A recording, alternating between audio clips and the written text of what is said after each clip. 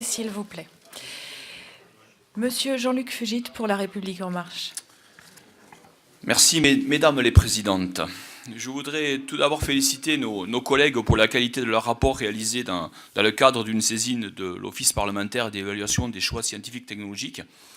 Étant moi-même membre de l'OPEXT, j'en profite pour rappeler qu'il est possible de retrouver en ligne tous les travaux qui sont menés par l'Office et qui ont pour but d'apporter un éclairage scientifique et technologique aux membres du Parlement. Votre travail fait suite aux annonces de juillet 2017 sur le plan climat qui mettaient en avant deux objectifs majeurs, la neutralité carbone en 2050 et la fin de la vente de voitures émettant des gaz à effet de serre d'ici 2040.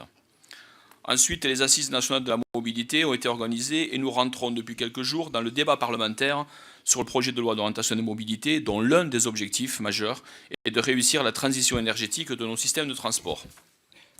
Dans le domaine de la mobilité, comme dans d'autres domaines, l'urgence sanitaire et climatique appelle à changer nos comportements. Si les transports sont responsables en France de 30% des émissions de CO2, ils sont aussi à l'origine de 40% des particules fines et de 75% des oxydes d'azote qui contribuent à la pollution de proximité, dont l'impact sur notre santé est avéré depuis longtemps. La prise de conscience est de plus en plus partagée et nous voyons depuis quelques années se dessiner une mutation de l'industrie automobile à l'échelle mondiale, même si nous sommes encore loin de pouvoir envisager l'arrêt de la vente et de l'utilisation de véhicules à énergie fossile. Votre rapport nous permet de découvrir les scénarios envisageables et d'identifier les leviers à actionner. C'est ce que vous avez résumé dans les recommandations de ce travail prospectif que nous avons, au sein de mon groupe, particulièrement apprécié.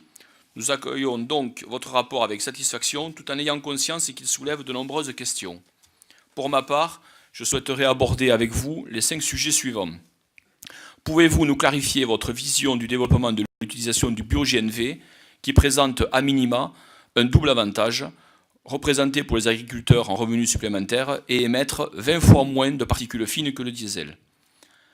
Deuxième question, l'hydrogène, trop souvent négligé, trop longtemps et trop souvent négligé selon moi, semble aujourd'hui présenter de plus en plus d'intérêt, comme en témoigne le plan lancé en 2018 et le très récent rapprochement d'acteurs de notre recherche publique, de CEA, et d'industriels français, Forcia et Michelin, qui travaillent à la structuration d'une filière de piles à combustible nécessaire pour équiper de futurs véhicules.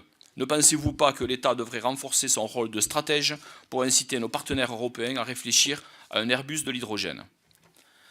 Certains pensent que pour atteindre la neutralité carbone en 2050, il faudra arrêter dès 2030 la vente de véhicules neufs utilisant les énergies fossiles. Qu'en pensez-vous?